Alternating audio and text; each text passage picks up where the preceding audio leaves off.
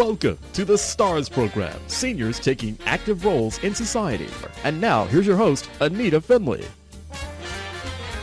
Richard Lederer is a real master of so many things to do with words. He's an author of many, many books. He's calling us from California, where it's very, very hot. So, Richard, let's make this a hot subject, and we can talk about language. That's your favorite topic, of course. Absolutely, yes.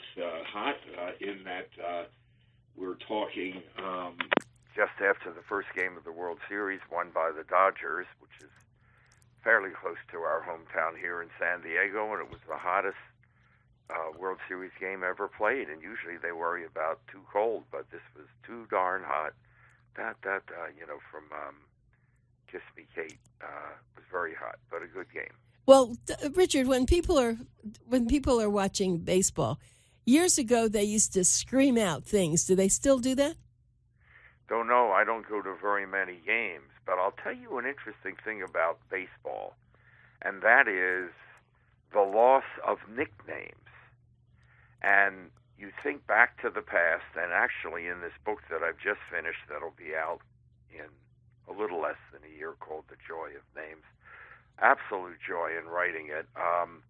I have a bit on nicknames and sports nicknames, and you think in baseball, our hometown baseball great was Ted Williams. He had 4 nicknames. The Splendid Splinter, the Kid, but also Teddy Ballgame and the Thumper. And Babe Ruth had 3. The Babe, the Bambino, the Sultan of Swat. Joe DiMaggio had 2. Jolton Joe DiMaggio, and also, of course, the Yankee Clipper. And for all you baseball fans out there, how many nicknames can you think of players currently playing? That's a good test. The answer is very difficult. You might get 1 or 2, but not many, especially since the retirement of A-Rod, and Big Pappy. And I, in the book, offer some theories as to why that's the case. And so what is the case? Well, that we've lost intimacy with them, before on the radio to make it more intimate, or we have too much, in a sense, to make it more intimate. We had these nicknames, and you could identify with them because you couldn't see them, but now you see them on, Twitter and this and that, and YouTube and TV of all sorts. So there's no mystery. I think that's one. And second, with so many, and certainly a good sign, Hispanic players and very talented, already there's a different kind of name, and you don't want to complicate it with something else. But you just don't have your, Schoolboy Rose, Vinegar Ben Mizels, and Scooter Rizzutos, and Duke Snyders, and the Mick for Mickey Mantle, and you just go on and on. I have a quiz in the book of 50 of them, and I could have easily done 100. Willie Puddinhead Jones, just all of those that I grew up with, but they're not there anymore. Was it only in baseball? Did they do that in football and basketball also? I think there are fewer. We still have some, but in basketball, I grew up with Wilt the Stilt, also known as the Big Dipper, and the Big Dipper certainly made sense because he claims to have shaken hands vigorously with so many women. And he was in my neighborhood, and we both were graduated from high school in 1955, and Wilt, in those days, 7 foot, built like Superman, and preternatural ability in so many sports, skill. It was just awesome. And, so there's an example of a nickname. And, Michael Jordan, his Ernest, Pistol Pete Maravich.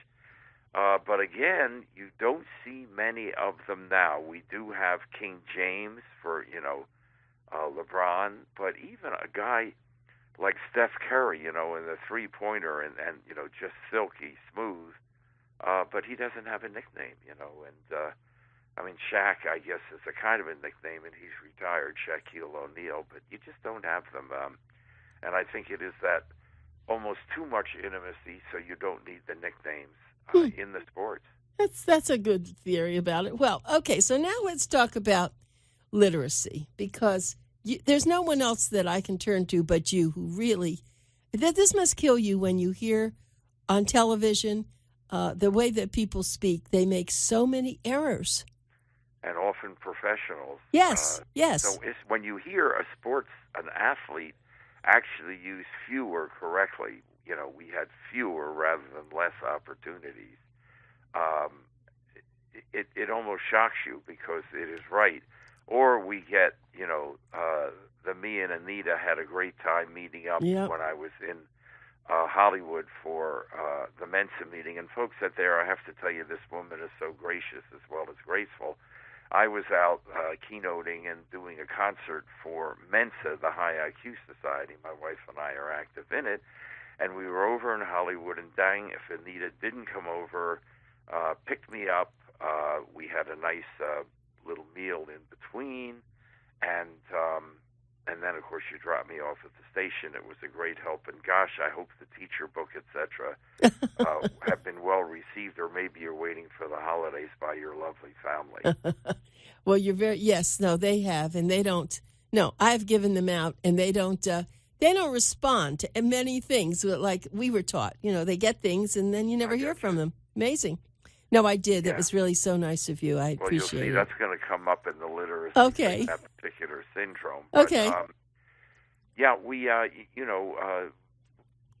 there is a war on illiteracy, and you just, you hesitate to use allusions because people won't understand them.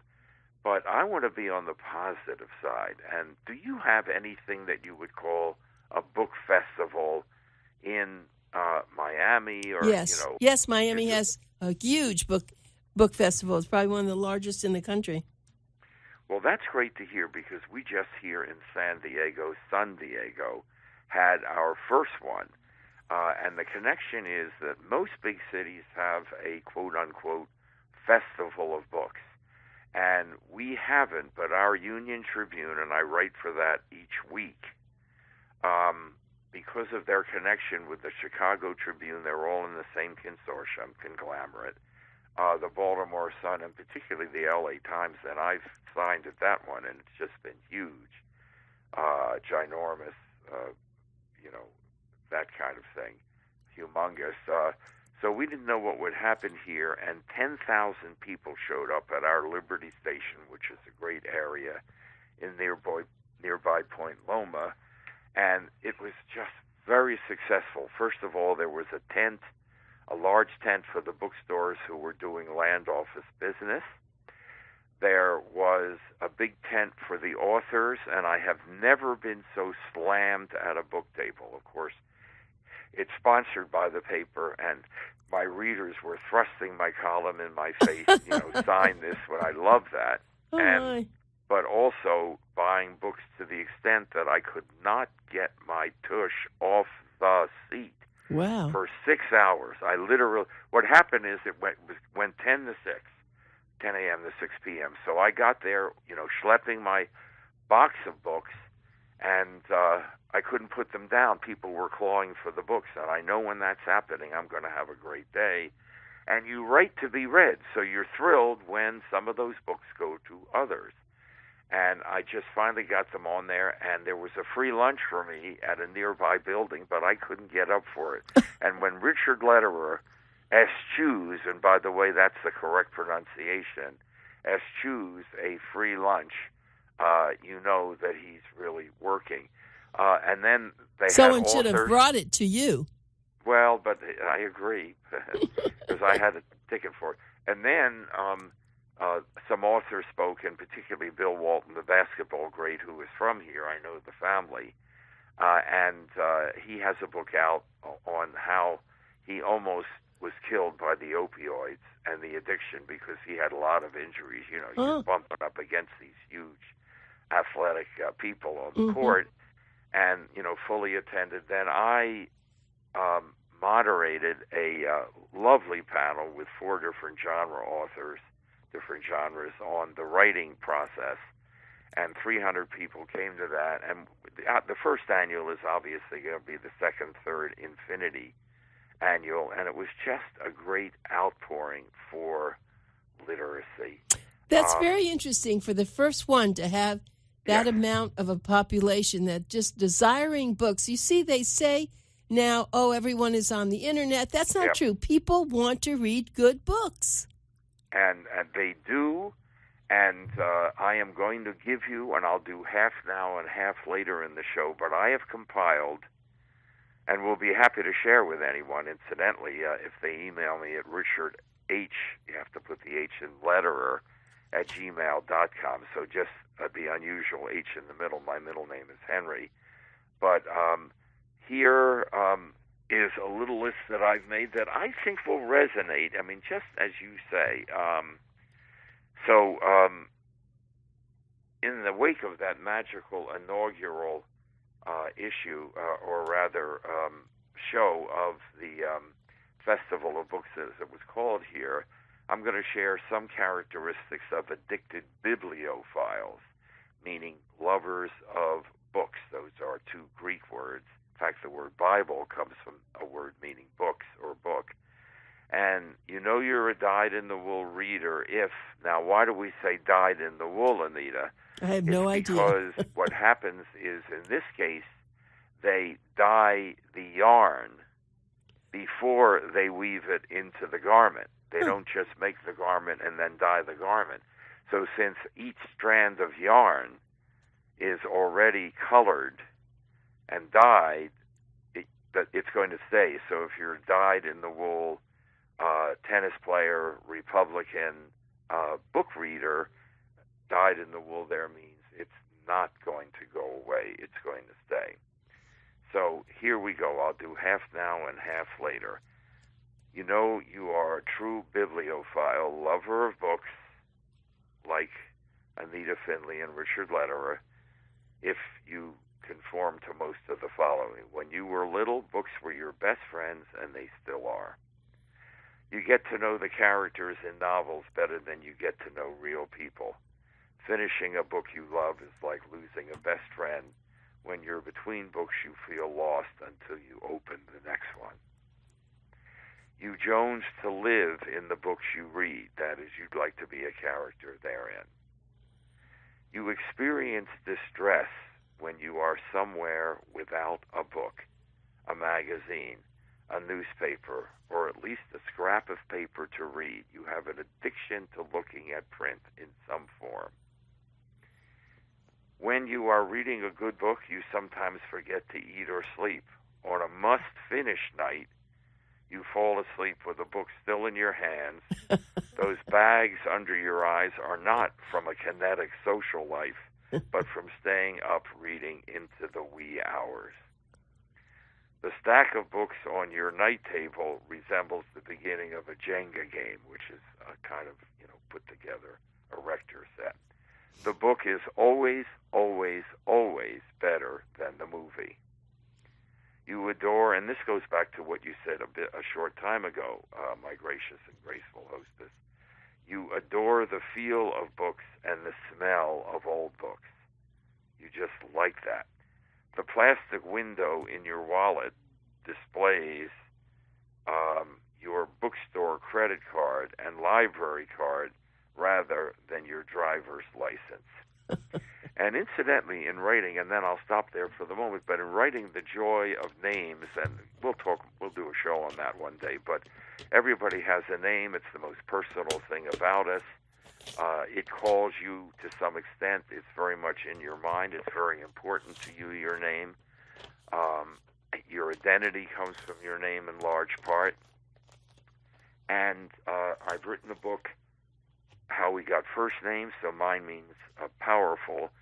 Last names, Lederer is leatherer, leather person, salesman, craftsman. It's the German equivalent of Skinner or Tanner. So my name means powerful leather person. It's the German equivalent of Skinner and Tanner, as I said. So at any rate, my point, and then nicknames, and even how did Rich become such a dick? And the book will tell you. It's just so much fun. What did I do? Of course, I looked on the internet for information, but I went over to my library, took out about 15 books on names and baby names, which is the third chapter the second chapter in the book, and I read through those books and took notes and learned and loved doing it. And really, there was more depth in the books than just about anything I found on the internet. I wonder, wait, let me interrupt you, ask you a question, because you were talking about leather as far as your name. Weren't books centuries ago, the covers were leather? Sure, the paperback is fairly recent. It's just late 19th century. They were embossed. They were art. The only thing is that the pages inside had chemicals that they didn't realize would, ultimately impair the pages. And now they make them pretty much free of those kinds of acids. Okay. But you are right, and they were things of beauty. Out here in California, and I'm wondering about Florida, hardly any home has a built-in bookshelves. And in New England, where, as you know, I lived before, including, near your lovely relatives, and I just incidentally did get a nice note from Claude with a grammar question. It was cute, or a punctuation question, your cousin. But at any rate, they had built-in bookshelves there, but not here. But we have to I was from a family that didn't have books, but damn if I didn't go over to the library and take stuff out and become a reader. And as a result, my non-standard speaking family, I became a standard speaker, and I am editor of the Random House Dictionary of the English Language, usage editor, and that came from libraries. They're just terrific. Well, I think about that, and I know that in our house before we moved to our apartment, we didn't have them built in, but we bought lots of bookshelves, and they were on all the walls because we had so many books, and my husband would say, "What are you going to do with those books? You're not reading all of them. Why don't you give them away?" And I said, "Well, I can give some of them away, but some of them I will not give away." Absolutely. Well, that leads me to the second half then, and we're going to have fun with this. Okay, so I talked about the window and the wallet. Bookstores are your favorite places. Walking by a closed bookstore is torture, but when you enter an open bookstore, you can't resist buying at least one book, and the staffers all know your name. There, they know, oh, she's coming and this and that. One of your greatest joys is when a friend actually reads a book you have recommended and loves it. And that goes back to your statement there, that, you gave my books, and I'm delighted at that, to some of your, I think, relatives, maybe and friends too, and you haven't heard back. And, at some point I just ask, hey, have you read it? What did you think? Be honest. You name your children and pets after fictional characters. Hey, Harry Potter and this and that. Relaxing means curling up with a good book. You can't figure out what people who go to the beach without a book do there. What do those people do? They're lying on the beach. They don't have a book. You gotta be kidding. And let me just throw another thing in. I have destroyed more books in my bathtub because I take a bath and I fall asleep and they fall into the water. Ooh, yes. Okay. Sorry. No. Oh, I love that. No, we love the back and forth. Your book, now here, this goes to you again. Your bookcase shelves are starting to bow, B-O-W, in, and you still want to add more books. You rearrange your library at least once a month. You will not buy a house that lacks built-in bookshelves. Well, you did, and so did I. And half your moving bill comes from the books that move with you. Yep, it's true. Most of your vacation packing anxiety comes from deciding which books to bring. And I have a tablet, and I read on it. I actually won it in the poker game. But I, for the most part, read books, so to speak. That's how I just, before you said that, I was going to say that to you, that now when I see people on the airplanes and they have these tablets, well, I don't like them. That's not for me. I like that book. Yes. You feel the same way? Oh, yes, and controlling the pages. But if you're going to be gone for a while, and to schlep along, lug along, five, thick ones. Although you notice books aren't as thick anymore. They're smaller in size and fewer in number of pages.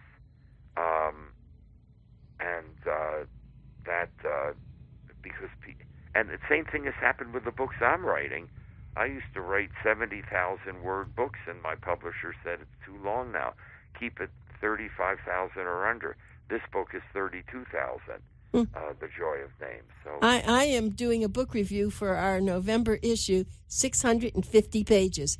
It's a historical novel, and I can't put it down. It's something that I know nothing about. It has to do with the way, well, in a sense, it was back in England, but in a sense about the learning about the Methodist religion.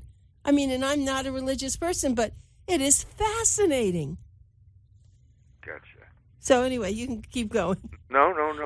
Believe me, I'm as interested in what you're saying. And, I recently read *Sapiens* by the Israeli author. I can't remember the name. And it's the anthropological history of the human race. It is amazing, but it is about 500 right. some or more words. But what an insight into who we are as Homo sapiens. Well, that sounds like a wonderful book. Well, then you just *Sapiens*, and if you like big ideas and the absolute biggest picture of what we're about and what causes our wars and so on, you do take a look at that. I could Google up in a sec, but I don't want to. No, but just tell me what the name of it was again. *Sapiens*, *Sapiens*. Okay, thank you. And actually, speaking of literacy, I have to say, and then I'll finish up with the list. There's a word in Yiddish called kvel. I'm sure you know it, and it means to show great pride in your child or children.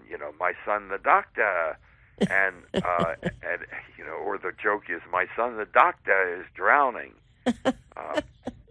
There's a joke about the Jewish mother who's walking along with her two young sons, and a woman comes the other way and says, "Oh, your sons, they're so good looking. How old are they?" And she says, "The doctor is 8 and the lawyer is 6. No, I had not heard that. That's hey, fabulous. maybe we'll do a Yiddishkeit show. That actually, is now the that I think of funniest thing. Well, I have got at least 15 better than that one. So, hey, Anita, next time we'll talk about that. But at any rate, my little cavelling, I'm the most happy caveller, as the joke goes, is my daughter Katie had a poem of hers. She is an MFA in poetry, so has, some of my language stuff is just much more sensitive and aesthetic about language than her pop.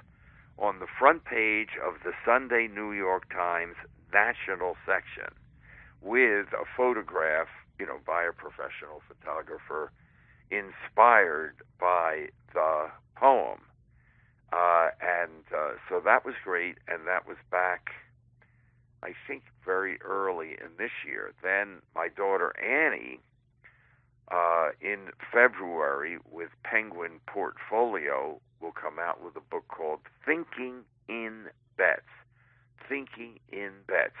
She has almost a PhD in cognitive psychology from University of Pennsylvania, and this has to do with how you make decisions in your life.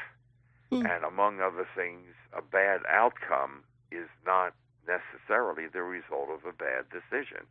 Because a good decision puts the odds in your favor, but that doesn't mean that you're going to get the good outcome. And she actually brings back in again and again, I don't know if you're a football fan, but Pete Carroll, and it was the Super Bowl against the New England Patriots, and the call by the coach for a pass, not a rush, when it looked like Seattle was going to defeat New England, and the pass was intercepted. Yes, I remember. Well, I don't do a lot of football, but I do remember that story. Yeah. Stunning. And an interception when they had the best running back in the league, Marshawn Lynch, who presumably could have punched it in. But on the other hand, there was only a 3% chance of an interception, and there was a bobble there by the guy catching it. And then the other fellow from the Patriots came in and took it out and ran it back a bit and, saved the Patriots. And it actually, the pass meant an extra play, because if it's incomplete, the clock stops and they still had time for the two other plays that the rush would have been. Hmm. But she just goes into that and how, and just all sorts of interesting things about decision making and how we're not well equipped to do it. And then, of course, my book will be out. Well, I'll have them in May, but officially in the fall. So we're just a family that loves words and loves writing, and we're united by that. I mean, after all, language is what makes us it's the most defining characteristic of our humanness. That's well said. That's well said. And the one thing that I miss a lot, of course, I miss my darling husband, as you know, but he was so articulate. He was so his language skills were just so good, and I'm so spoiled. I learned a lot from him, and I am spoiled by hearing people such as Bill speak. So I love talking to you. Well, thank you. Without getting too political, just on a fairly objective measurement, President Donald Trump operates at the lowest level of discourse, meaning a computer can analyze sentence embedments, level of vocabulary. So, succeed is a higher level of vocabulary than win, just for example. And we are out of time. We are? Yes, we are out of time. They just came in. It's 2:30. We always have so much fun you never realize. Oh, I never even finished the list. I'm sorry. That was great, though. It was a great show. I thank you so much, Richard. I was just going to say about Jack and all, maybe another time. Another time. Studies have shown that women can fall in love with articulateness. Yes. It's true. And be turned off by grammar errors. Yes, that's true. Thank you very much, Richard. We just always love talking to you, and you can do an article on that.